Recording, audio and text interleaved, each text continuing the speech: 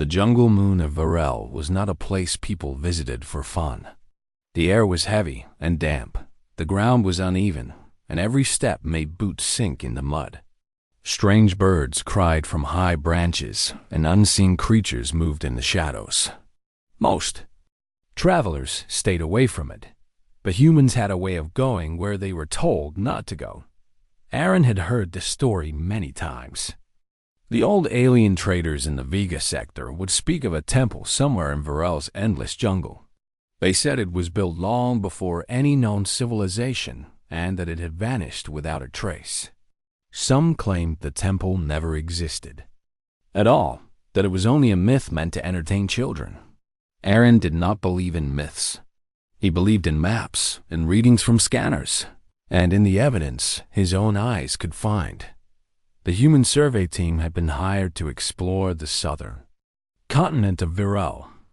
Aaron was the leader, tall and calm, with eyes that studied everything. Laura was the navigator, quick to notice details others missed. Dallin was the engineer, carrying equipment that could scan and map land through trees and soil. Their guide was an alien named Tovern, whose kind had lived in nearby systems for thousands of years. Tovern had been paid well to lead them, but he made it clear he thought this trip was foolish. The mission began with a slow march through the thickest part of the jungle. Giant leaves brushed against their faces. Insects swirled in clouds. Sometimes they had to cut through hanging vines with blades. It was not dangerous in the way of monsters or enemies, but it was exhausting. The sun could barely touch the ground. Through the green roof above them, on the second day, Aaron noticed a strange reading on his wrist scanner. It was faint at first, like a whisper in the data, but it was perfectly circular. That caught his attention. Nature rarely made shapes so perfect. He showed the reading to Laura, and she frowned. It looks like something is under the trees here. She said. Tovern shook his head. There is nothing under these trees. I told you this part of the jungle is empty. You will only find roots and mud, but Aaron was not convinced. He adjusted their course, and they moved toward the signal. The reading grew stronger with every hour by. Evening they set up camp near a cluster of ancient trees. Their trunks were as wide as small houses and their branches twisted high into the mist. While Dallin set the sensor poles around the camp, Laura climbed one of the roots to get a better view. From up there she could see a pattern in the trees. Some were spaced evenly apart, as if planted on purpose. That night, the jungle was never quiet. There were calls of animals, the rustle of leaves, and the distant sound of rushing water. Around the fire, Tovern told them the story again. Long ago, he said, a race older than his own had ruled this part of space. They were builders, great in knowledge and power. Some believed they had once shared that knowledge with other races. But one day, they vanished. Only the tale of the jungle temple remained. The temple was said to be a place where the builders kept a great secret, but no one had ever found it. Some searched for years and returned with nothing. Others went in and never came back. Aaron listened, but kept his thoughts to himself. He knew that most legends came from somewhere. They might be wrapped in lies and half-truths, but they started with a real event. He believed that if they kept following the signal, they might find the truth behind the story. The next morning they moved deeper into the green maze. The ground rose slowly and the air grew warmer. The scanner beeped more often. Laura noticed that some of the vines had small golden veins running through them, like threads of metal. Dallin ran a scan and found traces of energy inside the plants. These vines are not normal, he said. They have something inside them that reacts to our presence. Tovern frowned. Plants here have always been strange, but this is not natural. We should be careful. By midday, they reached a ridge. From the top, they could see a small valley below, covered in trees that looked darker than the rest. The scanner reading came from the center of that valley. It is here, Aaron said quietly. They began to climb down the ridge. The slope was slippery, and twice they had to grab roots to keep from falling. At the bottom, the air felt different. It was still and heavy, as if the place was holding its breath as they moved through the dark trees. Laura noticed something above them. The leaves were arranged in patterns, triangles, circles, and straight lines. She pointed it out to Aaron. He stared for a long moment, then took a step back to see more. The patterns formed a design that stretched across the canopy. Too perfect to be random. Someone made this, he said. That is not possible, Tovrin replied. The trees here are older than. My people. Dallin scanned one of the trunks. The results made him raise his eyebrows. The tree had grown around a column of stone. Under the bark and roots was a carved surface. We are walking in a place that was built and then swallowed by the jungle, Dallin said. The realization made the air seem even heavier. If the jungle had grown over something this large, it had been here for thousands of years. Aaron felt the excitement rise in his chest. The map he had in his mind was changing. This was no empty part of the jungle. This was a place with a hidden design, and the perfect circle on his scanner was at its heart. As the sun began to set, the team set up camp again. They were closer than ever to whatever was under the trees. In the firelight, Aaron spread out their maps and compared them to the readings. The circle was only a few hundred meters away now. Tovrin looked uneasy. You should be ready for disappointment. Many have chased this story and returned with nothing.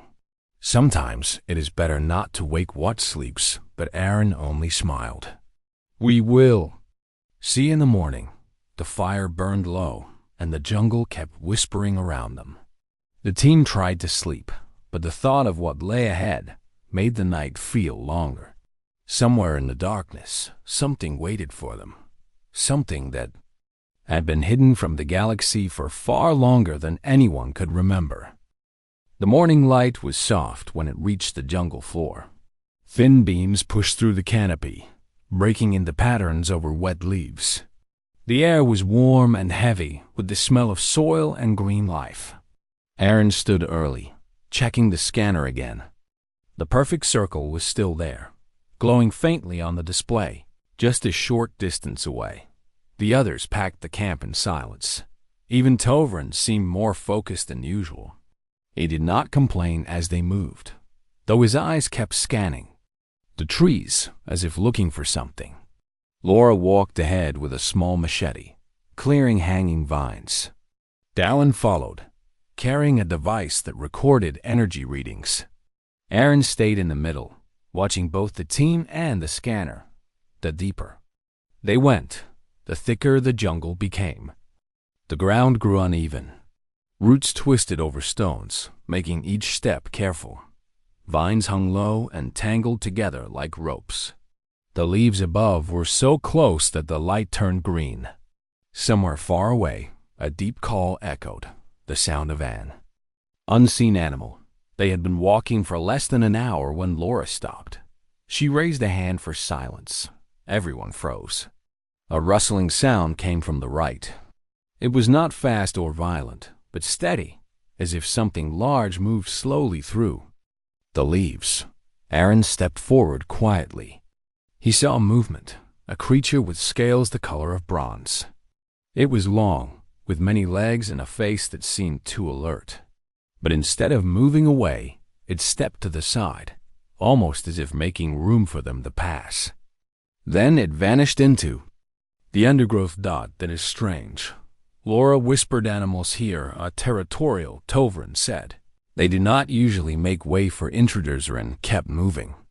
The path seemed clearer now, as if the jungle itself was opening for them. The vines were less tangled, and the roots bent to the sides, leaving flat strips of ground to walk on. By midday, the air felt different again. It was warmer, and the smell of plants mixed with something metallic. It was faint, but each step made it stronger. Dallin scanned the air and confirmed the presence of metal particles. It is like something is leaking from under the ground. He said. Tovrin's expression grew tight. If there is metal here, it is ancient. Nothing has been built in this area for longer than my people can measure. Soon, they came to a wall of thick plants. Laura cut through them carefully, and the team stepped into a small clearing. The ground was covered in short green moss. In the center stood a tree wider than any they had seen before. Its trunk rose like a pillar into the canopy above, but at its base, the roots split to reveal a patch of stone. Aaron knelt and brushed away the moss. The stone was smooth and flat, with lines carved into it. They were not random scratches. They formed symbols, curved and clean. The stone felt warmer than the air. Dallin took out a small brush and cleared more of the surface. The symbols formed a ring, with a small hollow at its center dot. It looks like part of a floor, he said, but the rest is under the roots. Aaron's scanner beeped again. The perfect circle reading was now almost at full strength. They were standing right on its edge. "We are close," Aaron said. The group pressed forward. The jungle began to change again. The trees seemed to grow in patterns, forming narrow corridors. Laura noticed that some of the trunks were not natural at all. They were stone pillars covered in bark and vines. "These are not trees," she said. "They are part of something built long ago." Dallin placed his hand on one of them. Beneath the bark was a cold, solid surface. He knocked lightly, and the sound echoed, hollow and deep. They kept walking until the path narrowed. Then, without warning, the ground began to slope downward. The air became cooler.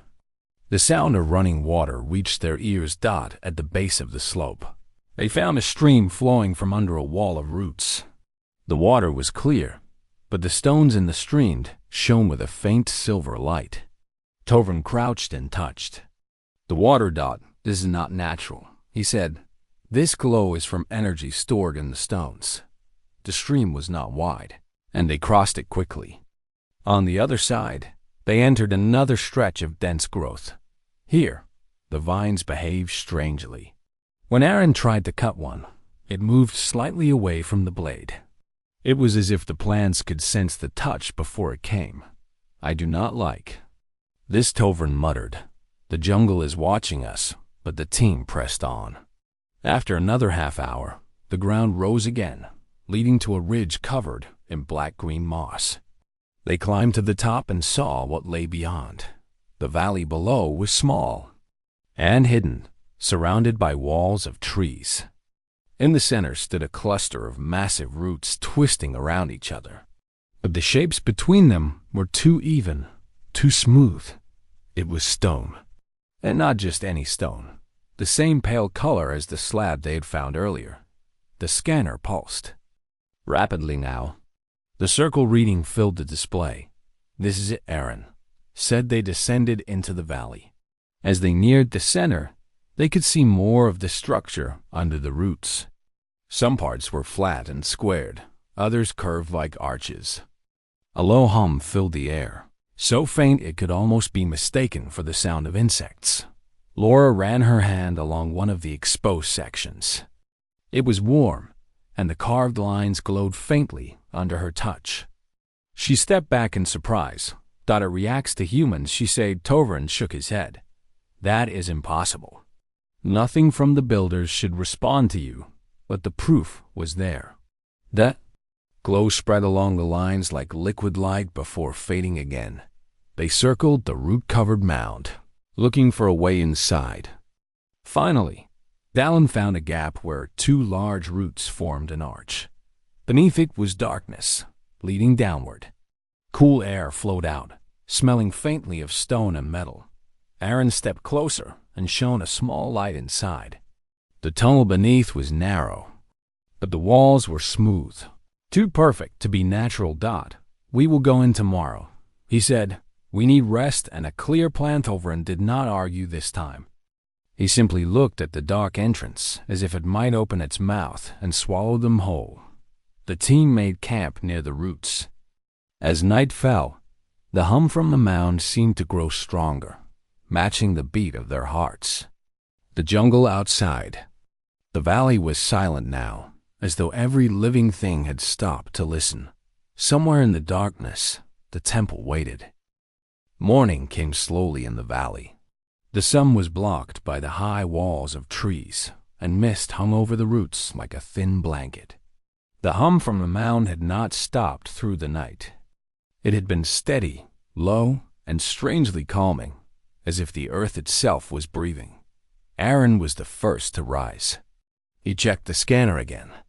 The perfect circle reading was now at maximum strength, and the signal came directly from beneath the mound of roots. He glanced toward the dark opening they had found yesterday. It looked the same, still narrow, still silent, but now it seemed to be waiting for them. The others woke one by one. Laura stretched and checked her equipment. Dallin was quiet, his mind already on the possibility of ancient machinery inside. Tovern moved slowly, his eyes on the entrance. "Are you ready for this?" Aaron asked. "We came here for the truth," Laura replied. Tovern hesitated but finally nodded. "I will go with you. But I warn you, if we see something that is not meant to be seen, we should turn back." The team packed light for the descent. Each carried a small light, a scanner, and a basic kit. Dallin carried tools in case they needed to move debris. The entrance was tighter than it had looked from outside. They had to crouch as they stepped under the arch of roots. The air inside was cooler, with a faint metallic taste.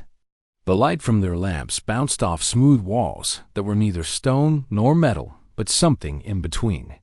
The surface had no cracks and no seams, as if it had been shaped in a single piece. The tunnel curved slightly and sloped downward. After a short walk, they reached a circular chamber. The walls here were covered in patterns, lines and arcs that glowed faintly when their lights passed over them. The floor had a central disc with a small hollow in its middle. Aaron knelt and examined it. "This looks like a mechanism," he said. "Maybe something that opens a way down." Dallin took out a sensor. The reading showed a strong energy field beneath the floor. He tapped the surface lightly and it gave a deep, hollow echo. "It is empty underneath," he said, and placed his hand in the hollow. For a moment, nothing happened. Then the lines on the walls began to brighten, one after another, moving in a slow circle. The hum they had heard outside grew louder. The floor shook gently. A ring of stone around the central disc began to rotate. The hollow widened, revealing a spiral stairway leading down into darkness. Tovern stepped back quickly. "This is not good. The builders sealed things for a reason. If it is opening for you, then it knows who you are." Aaron's voice was calm. "That is why we came here. To see what is hidden." A team started down the stairs. The steps were smooth and wide enough for two people to walk side by side. Faint light glowed from the walls, enough to see without lamps.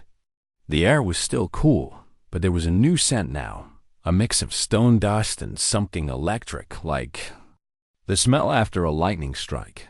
They descended for a long time. The spiral turned slowly, and each level they passed had alcoves with strange objects. Some were tall shapes like obelisks.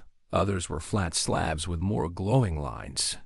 None of them moved, but each seemed carefully placed. After what felt like many minutes, they reached the bottom.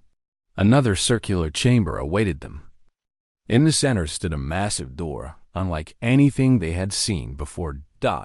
It was perfectly round, set into the floor like a giant disc. Around it stood 4 tall figures, carved from a dark green stone. They looked like guardians, each holding a long staff. The faces were not alien in the usual sense. They had features closer to human than to any species Tovern knew. Laura walked slowly around the figures. Their eyes seemed to follow her, though she knew it was only the light playing tricks. The door in the floor was not plain. Its surface rippled faintly, as if it were made of liquid trapped under glass. Thin arcs of light ran across it, forming shifting shapes that never repeated. Dallin crouched at the edge. His instruments gave strange readings. "This is neither solid nor liquid. I think it is an energy field with a stable bound area," and stepped forward. As he did, the arcs of light changed color. turning from pale blue to a warm gold. The rippling surface grew still, and for the first time they could see through it. Beneath was another space, a vast open hall filled with a soft glow. Tovrin's voice was tense. "I told you. This place knows you. It is reacting to your presence in a way it does not react to mine. That is not random." The symbols around the edge of the door began to shift. They twisted, rearranged, and then stopped. Where before there had been ancient markings, now there were clear human letters. Eintier, the word was simple, yet it felt heavy. Aaron looked back at the others. "We have come too far to stop now. If this is connected to us, we should know why Laura's eyes were fixed on the golden light." "I agree. We might never get this chance again." Dallin nodded slowly. "The technology here could change everything we know." About his story, Tovrin sighed, but did not argue. His gaze was locked on the rippling door, as if afraid of what would happen when they crossed it. Aaron stepped closer and reached his hand toward the surface. The golden light pulsed once, then spread, in gentle waves. The hum in the air deepened, and the floor beneath them vibrated slightly. The moment his fingers touched it, the surface felt cool and soft, like water that refused to let his hand get wet. It pushed back gently, then gave way. "It is safe," Aaron said. "I think it is a passage one by one." The team moved to the edge. The golden surface welcomed them, bending without breaking. The guardians of stone stood silent, their eyes fixed on the center. Aaron took the first step onto the glowing disk. It sank slightly under his weight, then began to pull him downward, slow and smooth. Laura followed, then Dallin. Tovrin hesitated. At the edge, glancing at the dark chamber above, before stepping onto the surface, the golden light rose around them, and the chamber vanished from view. The hum turned into a deep chord that seemed to fill their bones. They were being drawn into whatever lay beneath, a place no one had seen for thousands of years, a place the galaxy believed had never existed. The descent ended as softly as it began. The golden surface beneath their feet settled until it felt solid again. The light faded slowly, revealing a vast chamber around them. The first thing they noticed was the size. The ceiling was so high, it disappeared into shadows. The walls were curved and smooth, with faint lines of light running through them like rivers on a dark map. The air was warmer here, but it was not heavy. It felt as if the place was alive and breathing slowly. In the center of the chamber stood the gate. It was a massive ring of dark stone set upright on a wide base. The inner surface shimmered with liquid light, shifting between silver and gold. Strange symbols ran along the outer edge of the ring, glowing faintly. The structure was taller than 3 people standing on each other's shoulders, yet it seemed perfectly balanced. Around the gate stood 6 more stone figures, taller than the guardians above. They held no weapons, but had their arms raised slightly, palms open toward the ring. Their faces were carved with a calm, watchful expression. The hum in the air was stronger here, steady and deep. Every step they took toward the gate made the sound grow clearer, almost like a distant voice speaking in a language they could not understand. Laura walked slowly around the ring. The light inside it rippled gently, and she could feel warmth on her face when she came near. It was not like the heat from fire. It was softer, like the warmth of sunlight through a window. "This is not just a door," she said. "It feels like it is looking at me." Dallin examined the base of the gate. The material was not stone, not metal, and not anything his instruments could name. It gave off energy far beyond what he had seen in any modern technology. "If this is a machine," he said then, "has been running for thousands of years without stopping." Aaron stepped closer to the center. As soon as he did, the symbols along the gate's edge brightened. The rippling surface inside the ring shifted from silver to gold, then stilled. The hum deepened until it felt like the ground itself was singing. The others froze. "It reacts to "You again," Tovrin said quietly. The golden light grew stronger. The air around the gate shimmered faintly, like heat of a desert road. Then, slowly, the symbols began to change. They twisted and rearranged, just as they had on the disc above. When they stopped, the markings had turned into human letters. ENT or Laura stared at the word. That cannot be a coincidence. Whoever built this wanted humans to understand it. Dalin's voice was low. Or they built it for humans in the first place. Tovrin shook his head. Impossible. Humans were not here when the builders lived. Your kind was still bound to a single world in a far corner of the galaxy. Aaron did not answer. His eyes stayed on the lowly gate, on the way the golden surface seemed to draw him forward. It was as if it knew him, not just his face or voice, but something deeper.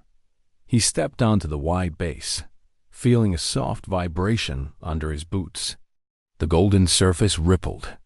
Once, then grew still. The hum turned into a slow, steady beat, like a heart. Aaron looked back at the others. "We came here for the truth. I think it lies beyond this gate." Laura nodded, her eyes shining with curiosity. Dalin gave a short nod as well, though his hands tightened on his scanner. Tovrin hesitated, looking between Aaron and the golden surface. "If you step through," he said, "then you may not return." The builders were powerful, but they did not share their secrets lightly. Aaron placed his hand on the edge of the gate. The surface inside flared with light. Warmth spread through his arm, not painful but strong, as if the gate was recognizing something in him. The hum in the chamber deepened again, and the symbols on the wall behind them began to glow brighter. Lines of light ran along the floor toward the gate, forming a circle around it.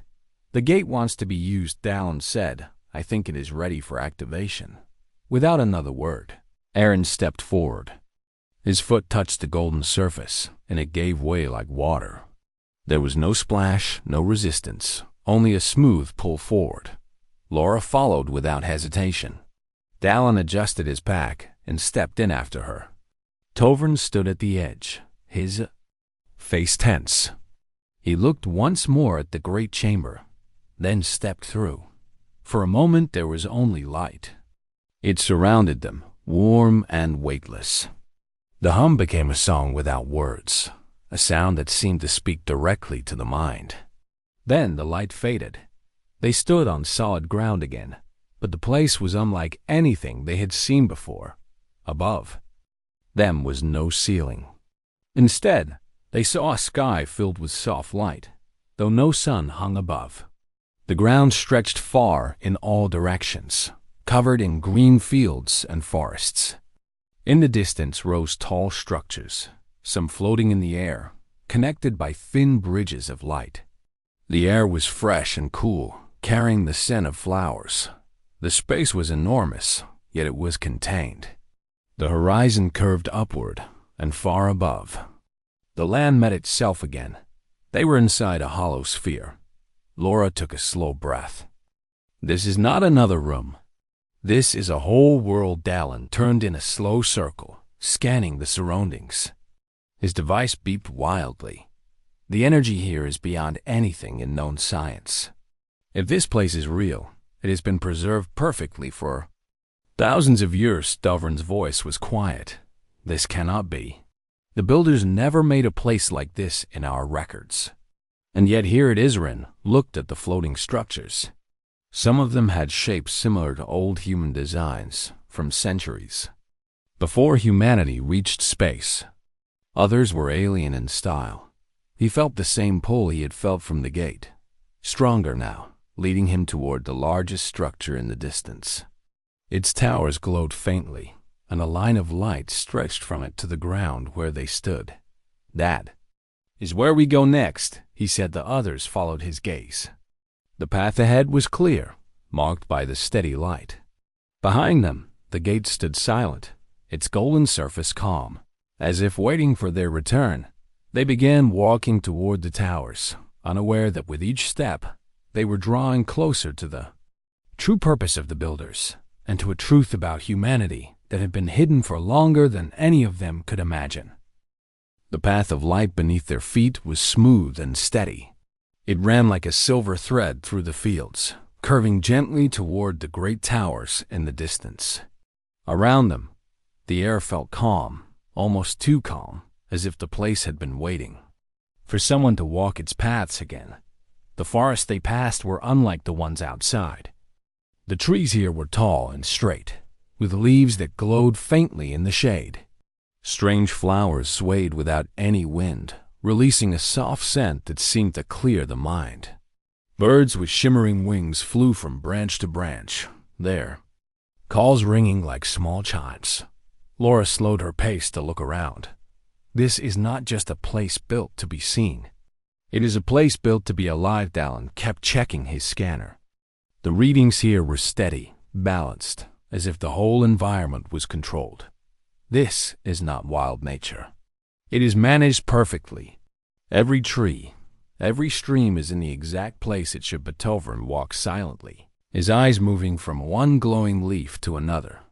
He had traveled many worlds, but had never seen anything like this. It was too perfect, too precise, yet it did not feel cold or artificial. After some time, the path led them to a wide clearing. In the center stood a circle of statues. Each was taller than a human, carved from pale stone, and stood upon a smooth base. Their faces were worn, but still clear. Laura stopped in her tracks. Aaron, look at the Marn stepped closer to one of the statues. The figure wore armor of an ancient style, the kind seen in Earth's earliest records of war. The helmet was simple, the chest plate plain, but the face beneath was unmistakable. It was human. Dallin moved to another statue and found the same. Different armor, different stance, but the same kind of face. These are not just similar. These are human faces from different ages of your history. Tovran's voice was low. This is not possible. Your people could not have been here in the time of the builders. Aaron walked slowly around the circle. Each statue seemed to represent a different era. Some looked like warriors from early Earth civilizations. Others wore robes like ancient scholars. None of the styles matched each other, yet all were human. The bases of the statues had carvings. The symbols were the same as those on the gate, but when Aaron touched them, they shifted into human letters. Honor to the first ones, he read the words aloud. The sound fell heavy in the air, as if the place remembered those it honored. Laura turned to Tovran. If this is real, then humans were here long before we thought. Long before any of your people met you. Tovran shook his head slowly. I do not want to believe it, but the proof is here. This is the builder's work. If they honored humans among their own, it means your kind was part of them in somewhere. And placed his hand on the stone chest of one statue. The surface was warm, just like the slabs they had found in the jungle. The hum in the air grew slightly stronger, and the light from the trees around the clearing brightened for a moment. It is like this place knows we are here, he said.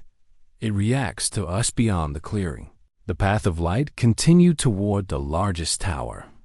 The group moved on, their steps slower now as they tried to take in the meaning of what they had seen.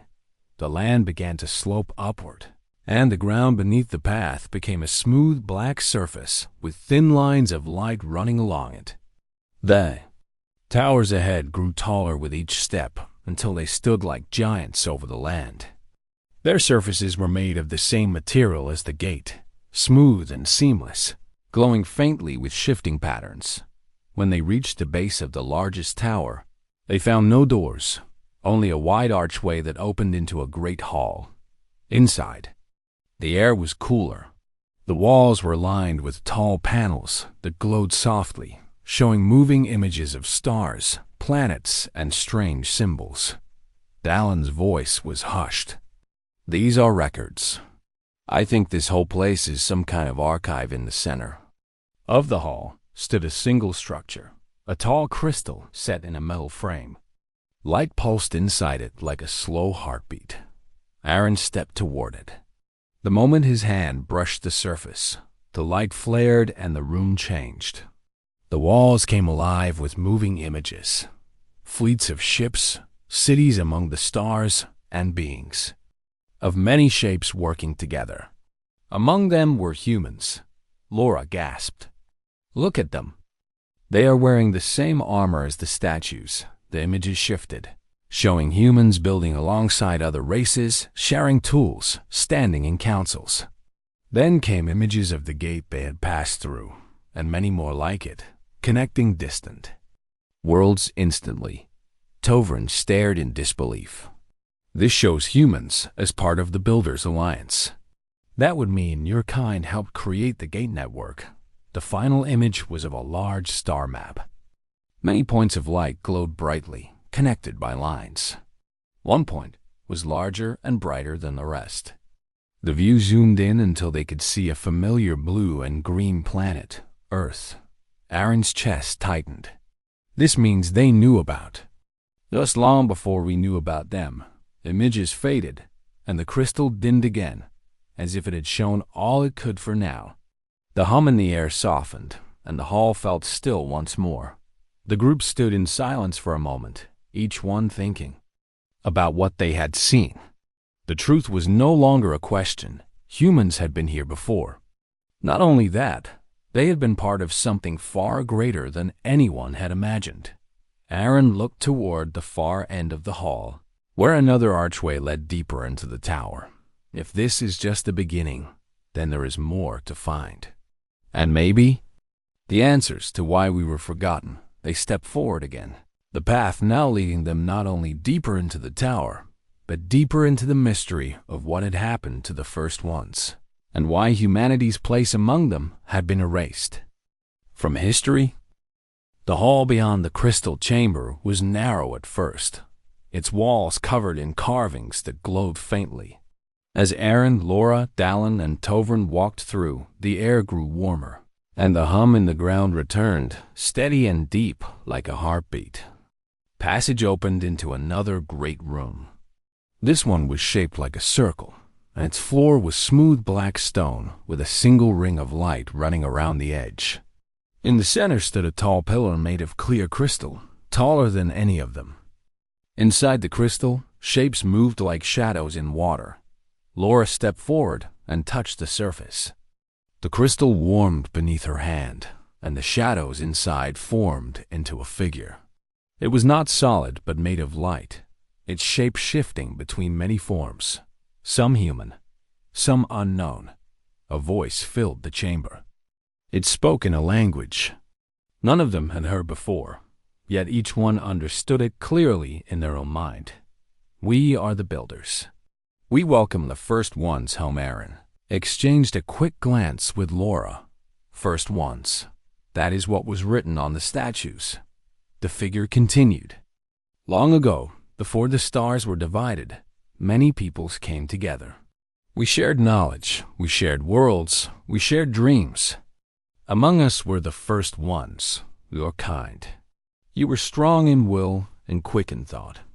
You carried the seed of connection that bound the gates." Tovrin stepped closer. "Carried the seed of connection. What does that mean?" The figure's voice seemed to grow softer, almost sad.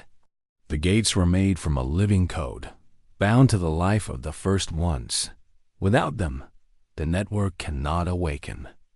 The others could shape stone and metal, but only your kind could give the gates their voice." Dallin's eyes widened. "That is why no one else could open the gate. It responds to humans only." The figure nodded slowly, but the unity did not last. The stars grew cold with fear. Some feared the gates would make worlds too close.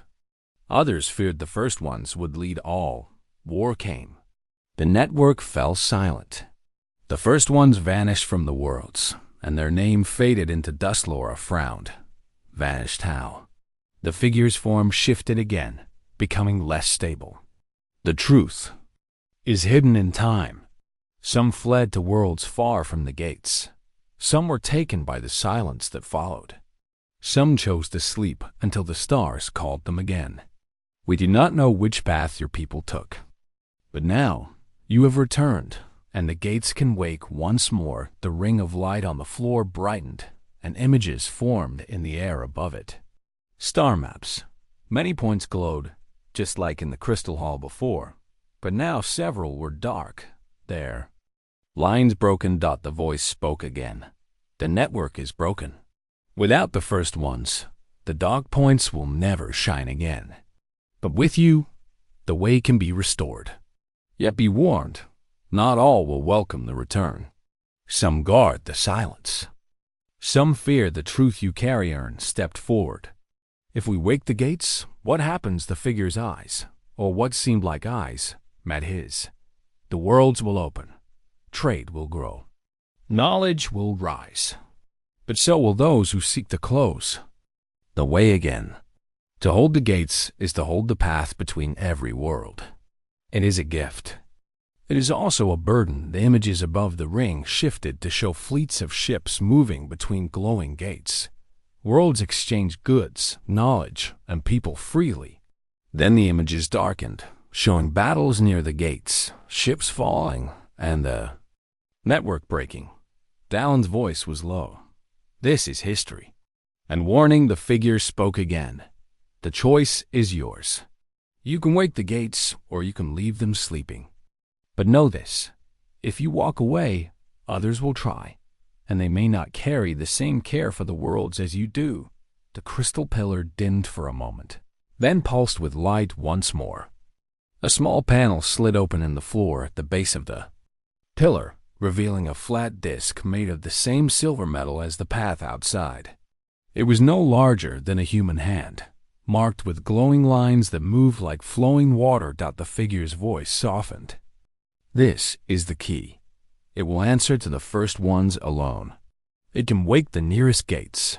Use it with wisdom. Aaron bent down and picked up the disc. The moment his fingers closed around it, a faint warmth spread through his hand and up his arm. The lines on the disc glowed brighter, matching the beat of his pulse. Tovern stepped back slightly. It knows you already, and slipped the disc into his pack, but he felt as if it still rested against his skin, alive and aware. The figure faded slowly, its final words echoing in the room. Welcome home, first ones. May your path be bright. The crystal pillar went dark, and the hum in the ground softened until it was barely there.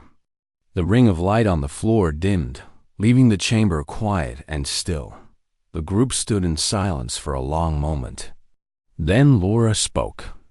If what we just heard is true, we are holding the only thing that can bring the gates back. Dallon nodded slowly. Which means we also hold something others will want. Badly. Tovern's voice was firm. We cannot let the wrong hands use it. But we cannot bury it either. If the network is restored, the worlds will change. And they may need that change. Aaron looked toward the archway leading out of the chamber. Then we need to decide. Do we go back through the gate and take this to the right people? Or do we explore more here and find the rest of the truth first? Laura's eyes narrowed slightly. If this is only one part of the story, the rest might be hidden deeper in these towers. And if there are other gates, we need to know where they are. Dallon adjusted his scanner. I am picking up faint energy readings from higher in the tower. Whatever is up there, it is still active. Maybe more records.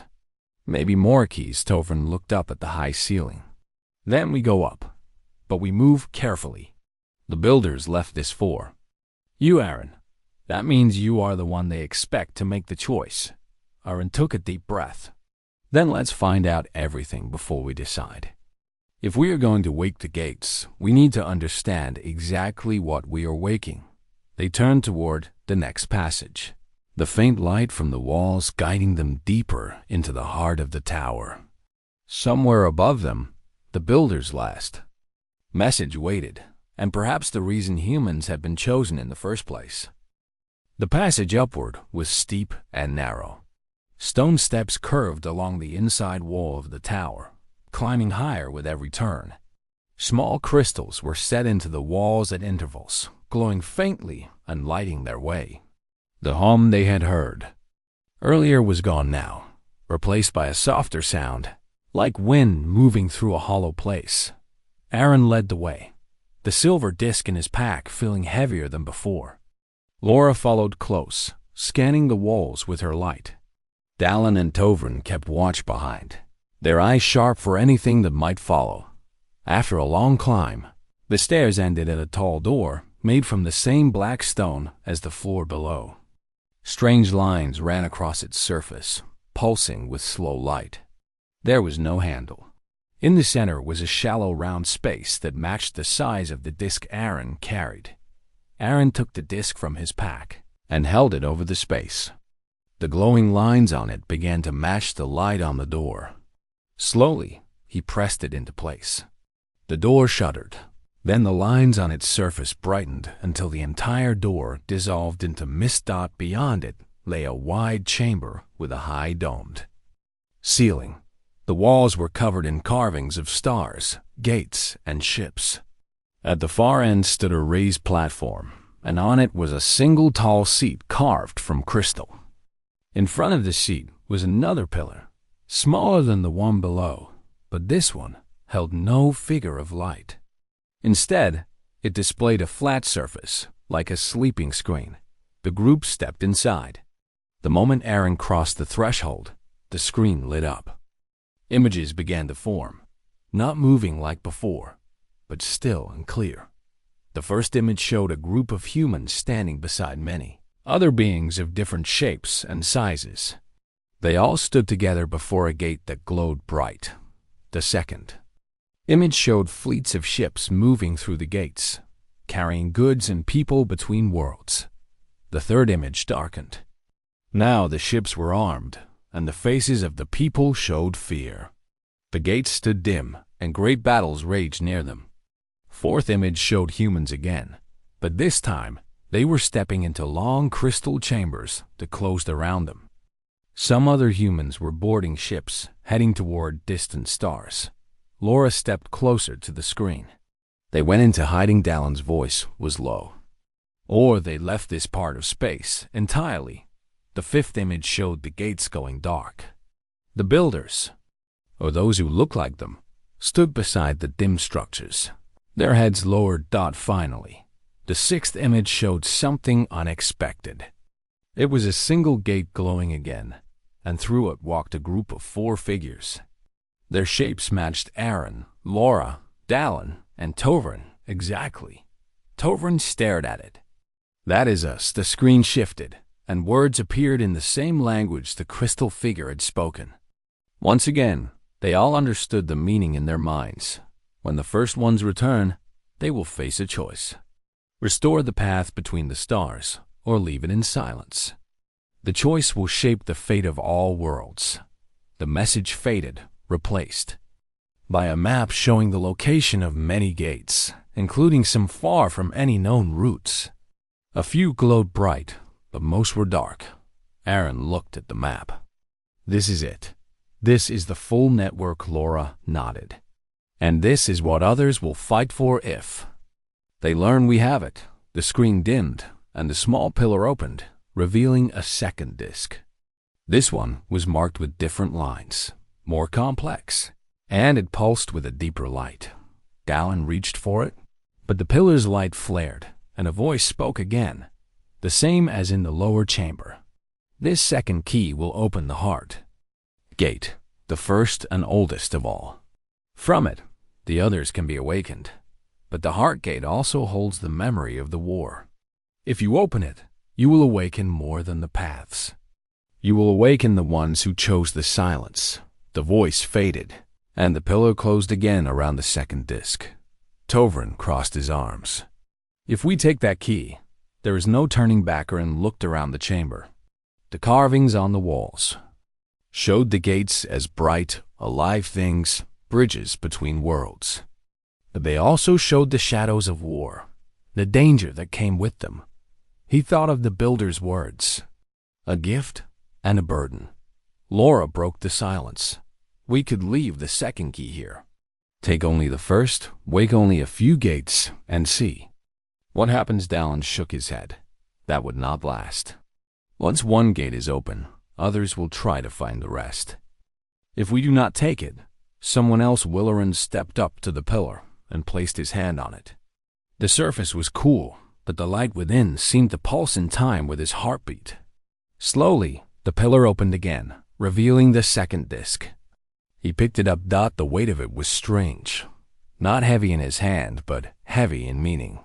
The lines on it moved like deep rivers, and the light in them felt older than the stars themselves. He turned to face the others. We take both. We decide together when to use them. No one else makes that choice for us. The group nodded. They left the chamber, descending the spiral steps once more. As they reached the lower hall, Aaron glanced back.